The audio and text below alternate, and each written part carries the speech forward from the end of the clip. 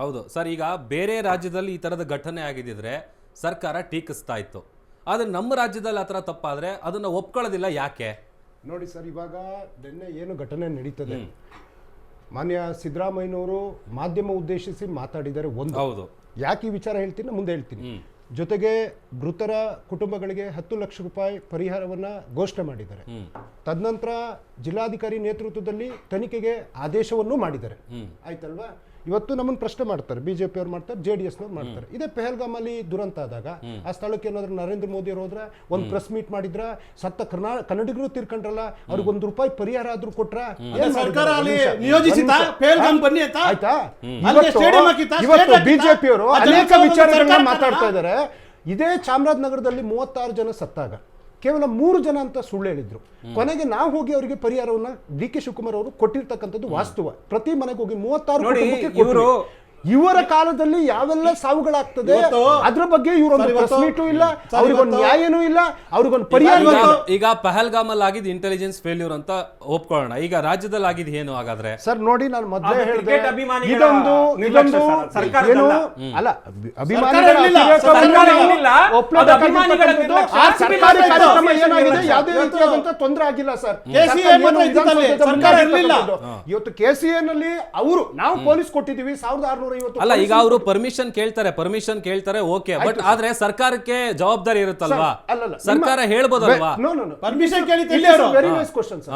ವಿರಾಟ್ ಕೊಹ್ಲಿ ಅವರು ಮ್ಯಾಚ್ ಮುಗಿದ್ಮೇಲೆ ಖುದ್ದಾಗಿ ಹೇಳ್ತಾರೆ, ನಾಳೆ ನಮ್ದು ಸೆಲೆಬ್ರೇಷನ್ ಬೆಂಗಳೂರಲ್ಲಿ ಇದೆ ಅಂತ ಒಂದು ಹೇಳ್ತಾರೆ. ಎರಡನೇದು BCCI ಅಧ್ಯಕ್ಷ ಯಾರು ಸರ್? ಜೈಶಾ ಅವರು. ಈ ಒಂದು ಟೀಮ್, ಕ್ರಿಕೆಟ್ ಟೀಮ್ ಏನಿದೆ, ಪೆಹಲ್ಗಾಮ್ ದಾಳಿ ಆದಾಗ ಮುಂದೂಡಿರ್ತಾರೆ. ಜೊತೆಗೆ ಇಂಡಿಯಾ ಟೀಮ್ ಇವತ್ತು ಇಂಗ್ಲೆಂಡ್ ಅಲ್ಲಿ ಆಡ್ತಾ ಇದೆ. ಇವತ್ತು ಬೆಳಿಗ್ಗೆ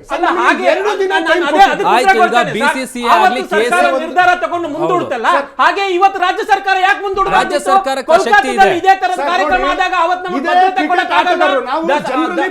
ದುರ್ಗಾ ಪೂಜೆ ಜೊತೆ ಭದ್ರತೆ ಕೊಡಕ್ಕೆ ಆಗಲ್ಲ ಅಂತ ಸರ್ಕಾರ ಮುಂದೂಡಿದೆ. ಇವ್ರು ಯಾಕೆ ಬೇಡ ಅನ್ನೋದು?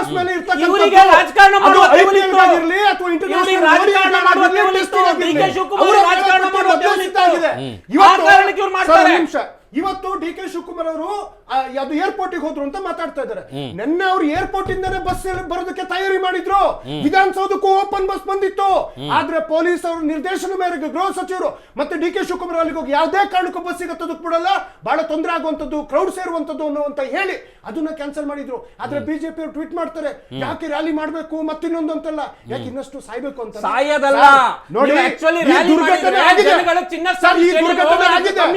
ಸತ್ತಾಗ ರಾಜಕೀಯ ಮಾಡುವುದನ್ನ ಬಿಟ್ಟು ನಾವು ಕೋವಿಡ್ ಸಂದರ್ಭದಲ್ಲಿ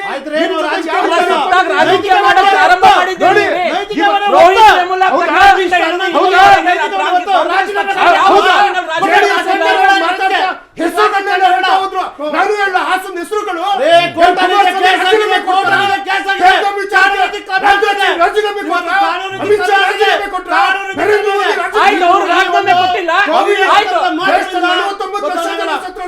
ಆರೋಗ್ಯ ಸಚಿವ, ರಾಜ್ಯದ ಮುಖ್ಯಮಂತ್ರಿ, ರಾಜ್ಯದ ಆರೋಗ್ಯ ಸಚಿವ,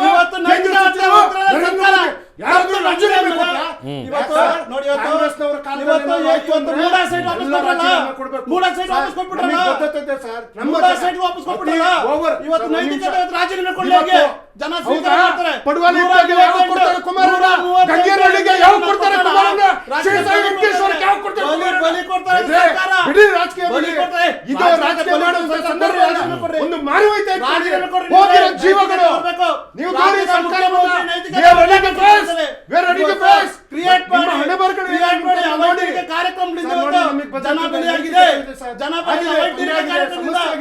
ಅಲ್ಲಿ ಕೆಲವೊಂದು ಫೇಲ್ಯೂರ್ ಆಗಿದೆ ಅಂತಾನೂ ಹೇಳ್ಬಹುದು. ಆದ್ರೆ ಎಲ್ಲದನ್ನೂ ರಾಜಕೀಯ ಮಾಡುವಂತದ್ದು. ಶೋಭಕ್ಕ ಬಂದು ಇವತ್ತು ಇಷ್ಟೆಲ್ಲ ಮಾತಾಡ್ತಾರಲ್ಲ, ಅವರೆಲ್ಲ ಜೀವನದಲ್ಲಿ ಒಂದಾದ್ರೂ ಒಂದು ಯೋಜನೆ ಕೊಟ್ಟಿದೀವಿ ಅಂತ ಒಂದಿನ ಬಂದು ಕರ್ನಾಟಕಕ್ಕೆ ಮಾತಾಡಿದ್ರೆ